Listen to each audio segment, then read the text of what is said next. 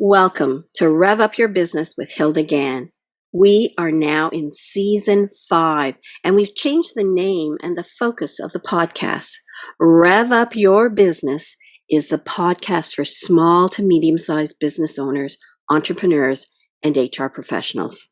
Each week, we share tips, strategies, and trends on how you can build success in your business. I share my expertise as a people-centric leader in work culture and human resources. My guests share their expertise in human resources, marketing, sales, finance, IT, leadership, and the multiple facets that you need to take care of your business. If you love to learn and want to find out how you can rev up your business, join us. Welcome to another episode of Rev Up Your Business. We are continuing our series on the post-pandemic. It's been about 4 years now since the world was disrupted by COVID-19, and over 7 million people lost their lives as of March the 5th, as well as 703 million confirmed cases to date, and it forced many businesses globally to work remotely for years. Now, some of you have returned to work thinking to resume the operations the same as was pre-pandemic. Does that make sense? Everybody going back to work 5 days a week in their workstations with no changes? That's not realistic. And what we want to do is create an opportunity for you to think about what changes are happening and what can you do to attract and retain people. Joining me are my colleagues, Dianne Clark and Neil Cosby. And we're going to be talking about, or have talked about, transformation, impact of AI, recruiting talent, engaging talent, wellness, mental health, and work culture, and increasing productivity through unified communication. Today, we're focusing on how to engage talent. So before we get started, this is a conversation.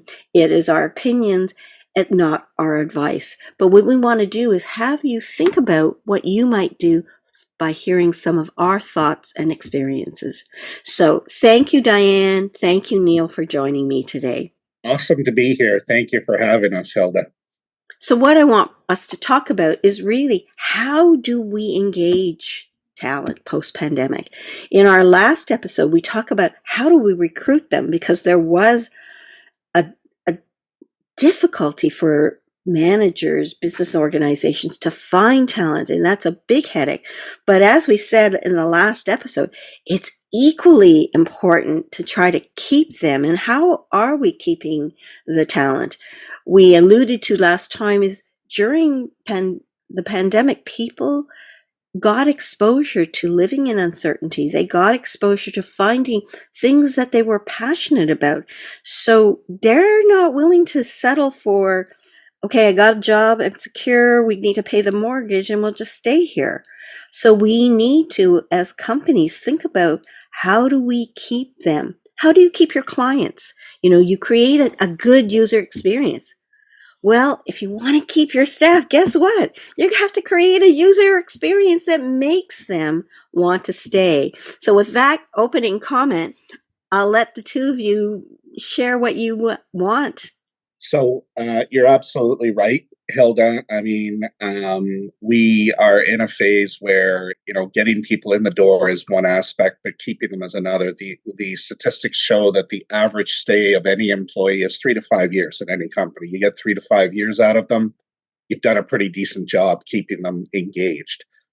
I think that, and from my perspective, also, and in the performance side of my role, where clients will contact and say the employee used to be really good, now they're not so good, and there's performance issues. And this isn't, brand spanking new employees. This is employees in that tenure of 5+ years. So what's happened? Are they in a rut? Have they lost that engagement with their job? Has the job changed so much that it no longer resembles what they do? It is important to have those tools to keep people engaged in their work. Things such as offering opportunities, a positive work environment will do you wonders. Being, very up to date on technology, which Dianne will talk about, She used a term last meeting or last podcast called digital maturity. That counts as well. Employers are dealing with a whole number of things as to why employees stay, from corporate social responsibility to how do you treat your employees, to do you have that HR infrastructure in place that lends an organization. I'm going to stop there because I don't want to dominate the conversation. And Dianne, I'm really interested to hear how technology can lend to engagement as well. Thank you, Neil. Absolutely. I think I'm going to start with investment in employees because according to studies, there's a 20% decrease in the amount of that companies are investing in their employees, in their staff. 20% less per employee. So that means that employees are working with less. Not only are they busier, probably because there's been reduced number of staff and layoffs, but there's also been a reduction in the amount spent on each employee, and the employees feel it. If they aren't given the right tools, and they are frustrated with trying to, then their experience is going to play out during their work hours. They're going to be tired and frustrated and want to leave earlier and that kind of thing. So I want to assure that 20% is addressed. Not only the 20% is less, but also the employees changing to different digital products. The switch between digital products is also costly. If they're not integrated, if there has to be repetition and duplication and a lot of that with all the work processes that you're doing, then that's costly to that's really more costly to the organization, and frustrating for employees too. So it's really worth investing in staff, giving them the appropriate tools, digital tools and otherwise. But furthermore, there's more to digital in engaging employees that I'll get to in a bit as well. Okay. I think. I'd like you to share too that statistics on productivity, when you don't have an integrated system and you're going back from emails and then you're going back to projects, and that time spent, I find that statistic fascinating. So share that with us right now. Yeah, every non-integrated tool takes about 9 minutes, and it's not the physical adjustment of being able of, working, I'm switching from this to this. It's the mental time that it takes to get in a different headspace. So from even your time registering your timesheets in the people management, and then moving over and working in a project management, and then moving over and working in another product that you have to for the industry that you're in. That's 9 minutes for each non-integrated product that doesn't share information amongst each other, which works out to be about 7% of a person's salary. So doing that several times a day can work into quite a bit of economic um, outcomes for an organization. So it's really worth, again, not investing in free tools. The other statistic is spending at least 5% of annual revenues in digital technology, really as a direct investment into your employees as well. And that 5% is going to be able to give them the tools they need to do their jobs well. If you supply free tools, and you're actually creating obstacles for employees, because the amount of capabilities, it comes with fewer capabilities, which creates challenges for employees as well. So the 5%, it's really between 4 and 6%, depending on how large the organization is, but 5% is a good rule. Look at your annual revenue, measure up 5%, and see if you are actually investing that amount in technology for your organization, because otherwise you're creating obstacles. More than that, then your employees should be empowered to be able to do their jobs well. And this will help them with their productivity because they're not kind of losing time, but also mental focus on switching from one. And if they're frustrated at work, then it's going to result in, maybe there's some other place. And it can be minor things, but these things add up. And yet this is a cost-effective suggestion that Dianne has talked about. Neil shared an overview of really things we need to do to engage. And I want to share a concept that I created. It's based on my husband and I building a successful workplace that was employee-centric, people-centric. And because we created a place where, and I like to say, people loved what they did and loved where they worked, because we were nurturing their growth within our company, we became one of the best workplaces in Canada, top 10 twice. So I know how to create something.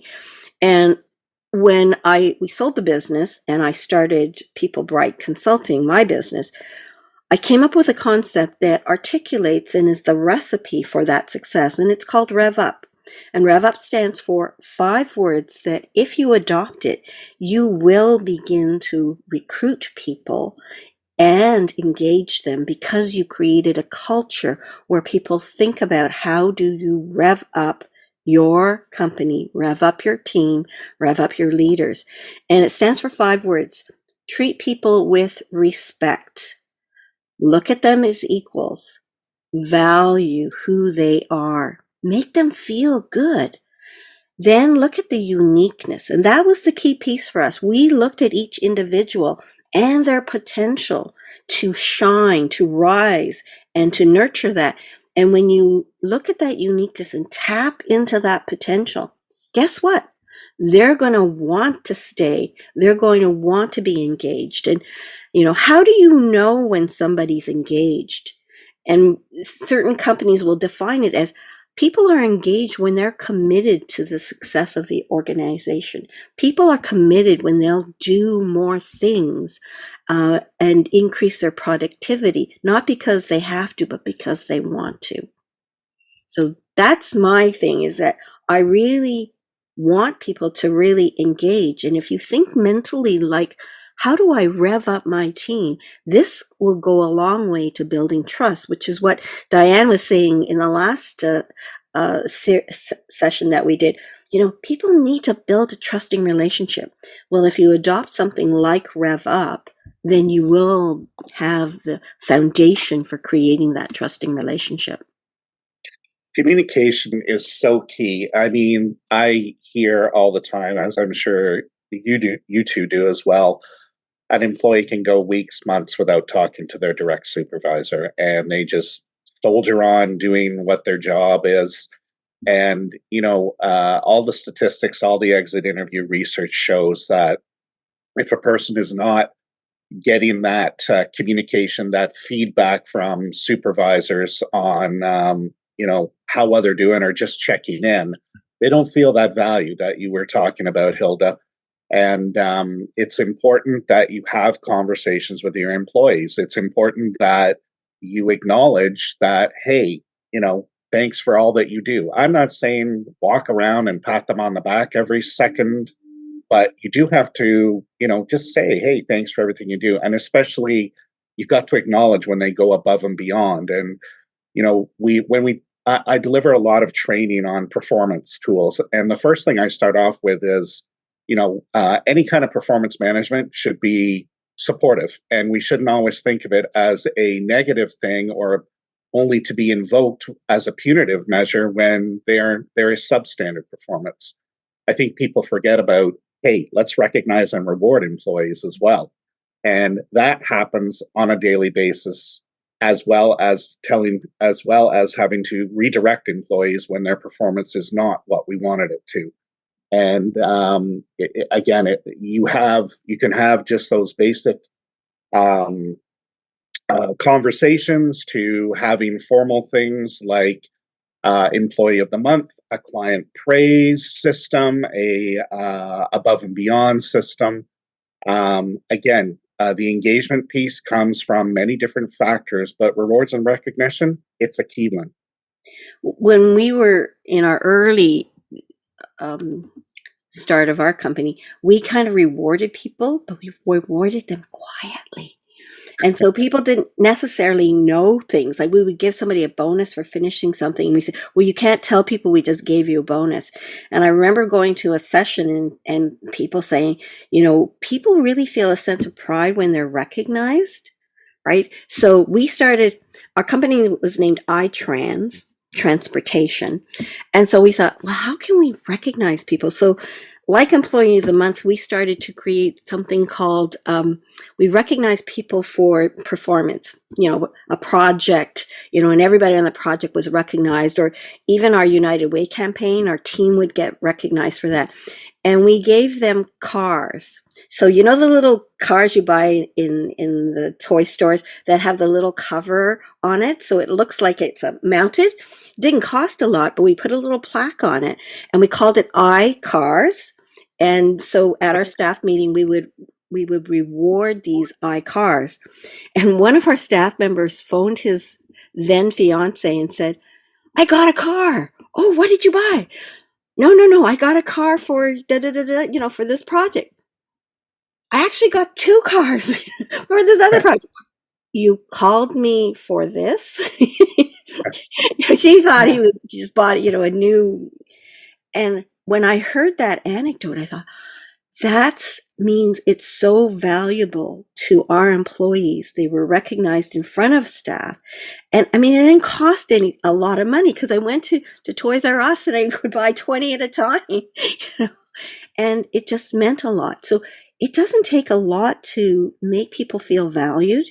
And it can just be a simple phone call or recognizing their anniversary. People need to feel valued, and that's important. I'm wondering, during COVID, a lot of us had anxiety and stress, and isolation made people really feel almost burnout. And I'm going to share some statistics with you. A global survey that was done with 11,000 people around the world, it was by Future Forum, said that 40% of people were in burnout, or identified as having burnout, and it had gone up in Q3 of that year. And the interesting thing about that study I found was that when people say they have burnout, it has impacts on their ability to focus. Like 60% have worse ability to focus. They have 32% worse productivity and are 3 times more likely to find a new job. So what does that say for you as the HR person or the business owner? Your people are at work stressed, and they're not able to focus, their productivity is impacted, and they might leave you. Does that make sense then, that you might want to put some money into their wellness? And I think it's starting to happen, but I'm giving you statistics to say why this makes good business sense. And I wonder what you two want to say on that statistics and my comment there.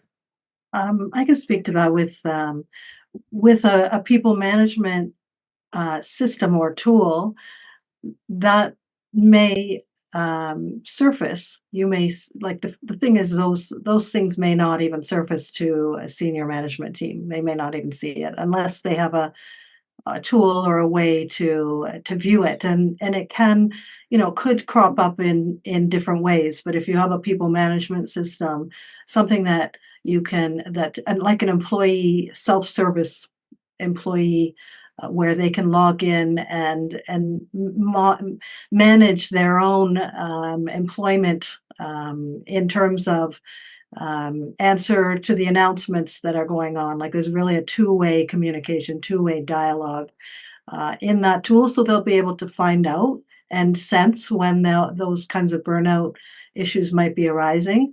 But also really important, and we will talk about this in a future podcast as well, is a collaboration tool. And you allow the freedom to have individual texting between employees, but you also support groups sprouting up for whatever reason, and not even if it's don't think there should be any limit on why a group is started. It's a thread. We're talking about this. It might be this issue. We want to solve this issue. It's not like don't talk about it. It's open those doors up so that employees can collaborate on solving the issues that are affecting them.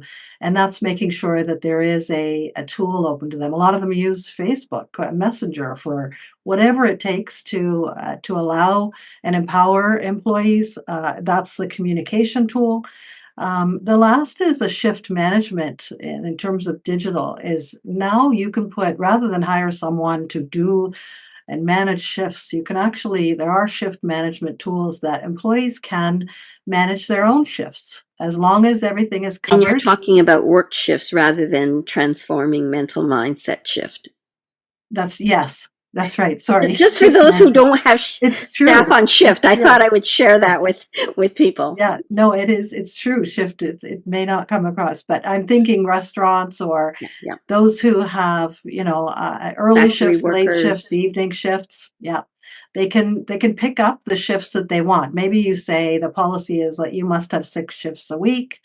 Now they can choose the ones that they want to work and they fill in the gaps. And when that is complete, it's posted. And if it's not complete by a certain date, then you can have some kind of policy, what needs to happen. If there are gaps, then you need to have those covered by a certain date. But I mean, those tools are amazing because it feels the employees feel like they have some control and almost like they're a blend of self-employed as well as being employed because they have the benefits of all that. They can communicate with anyone and everyone, and they can manage their own work time.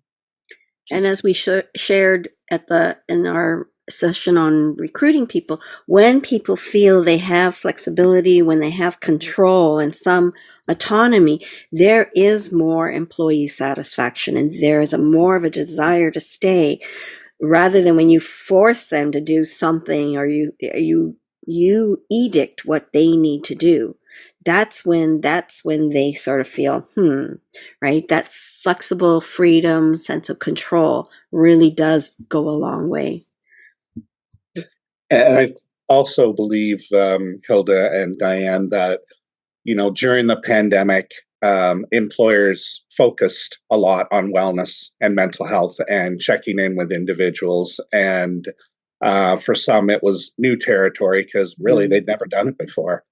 And now post-pandemic, employees are saying, hey, you cared about me during the pandemic. You can't stop now. I mean, employee wellness has been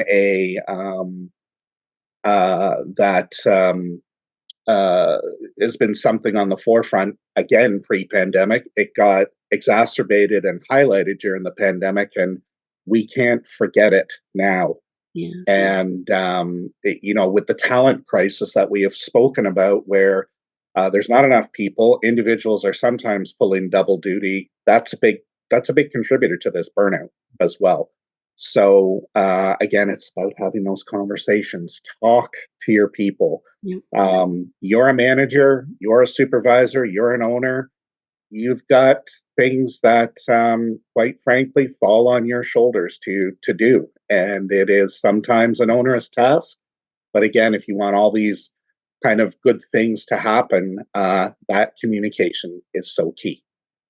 I remember 5 years ago, well before, pandemic, and people were trying to get into the wellness business into corporations and businesses and mindfulness training. And it just seemed a little bit ahead of its time, but then became important during COVID. And Neil, you are so right. You need to continue to make wellness a priority. And those statistics I talked about, don't you want your staff to have more focus and more productivity? So if you focus on their wellness, guess what? That's money well spent, because they're not necessarily going to leave you if you give them a reason to stay. People do like the comfort of a routine and of feeling like they belong, but Post-pandemic, if they don't feel that, they're going to leave. Give them a reason to stay. Be people-centric. This will help your business. This will help staff. And as I say, wouldn't it be nice if everybody loved what they did and loved where they worked? And you as a business owner, you as the HR could be proud of what you've created if you give them a reason to stay. Dianne, you talked about professional development, and I think that is so important, promoting professional development. And I use the statistic all the time, just using managers, because I do manager training. The average age of promotion to a frontline manager is 36. Obviously, some less, some more. And as our aging population happens in the workforce, that number will obviously go lower and lower. The average age for people to get their first training is 4 years later.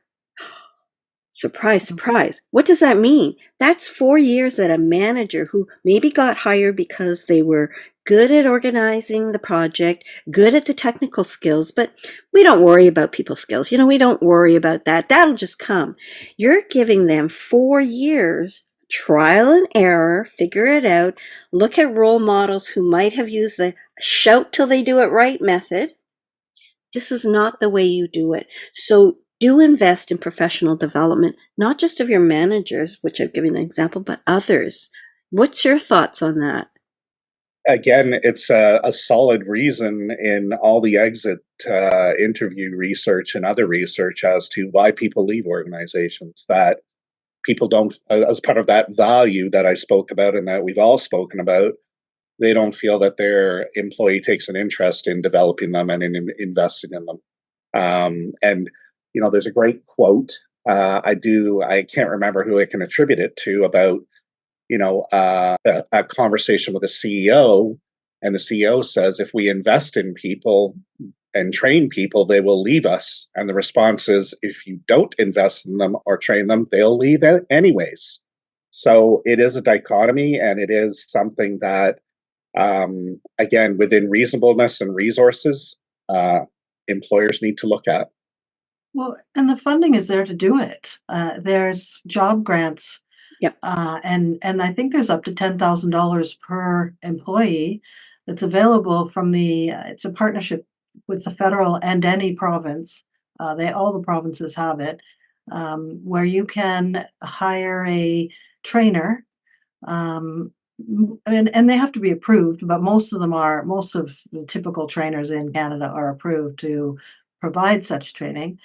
And employers can get their return money up to $10,000 per employee for any training that's going to move them up a notch, move them, towards a management, towards a skilled trade, or not a skilled trade, but a skilled, whatever their skill is needed at the next level. And the reimbursement is about 80%. At the most, for certain organizations that are Canadian owned and meet these kind of criteria, but up to 80% on that dollar. I think it's 90. Provided. Yeah, I think that it's pretty high. Yeah, but it's true, and it starts at about 50%, 50 to 90%, I think, around that. Yeah. But it's well worth.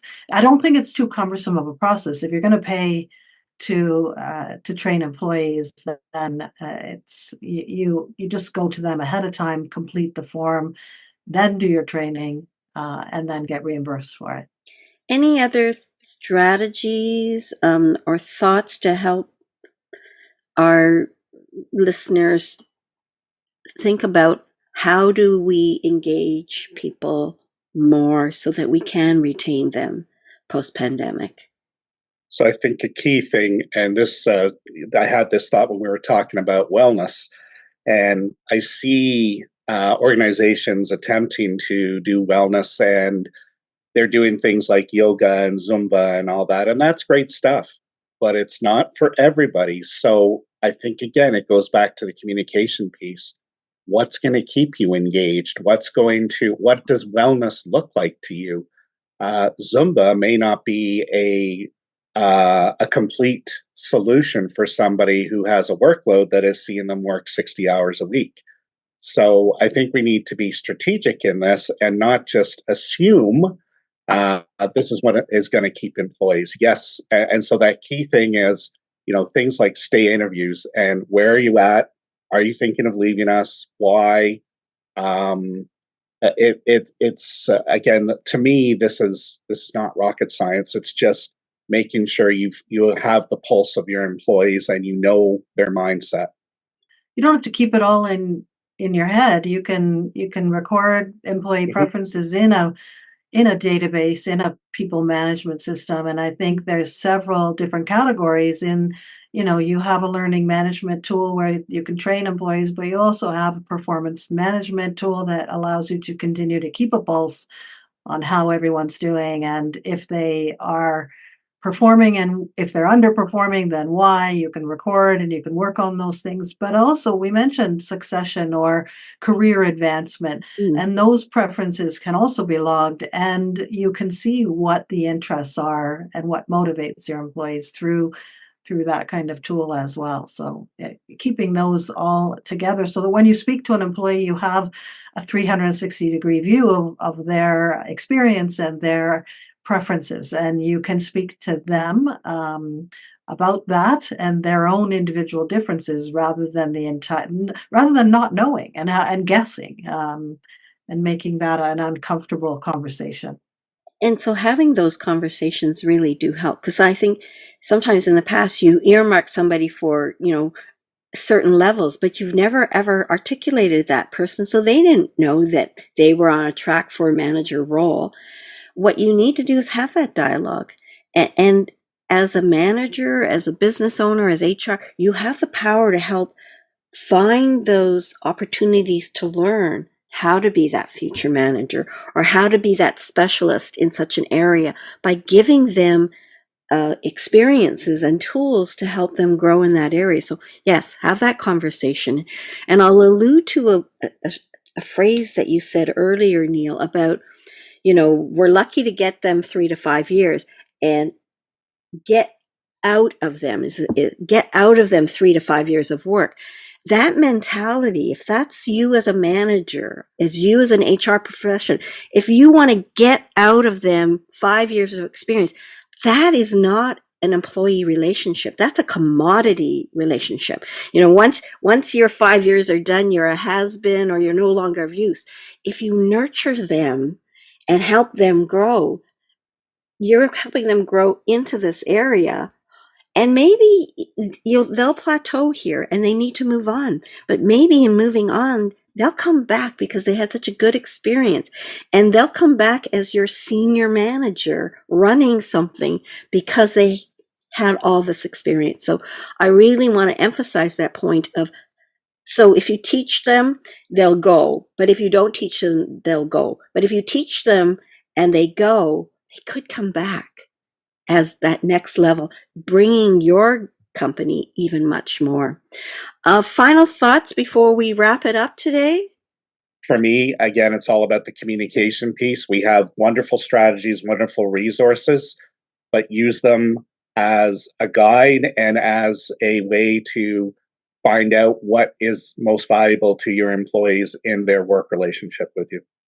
So thank you very much for joining us today. And if you are interested in hearing more, then subscribe and give us a thumbs up for this. We are continuing our series, and we'll come back next time with session 5. Thanks again for having us, and appreciate you as the viewers and listeners.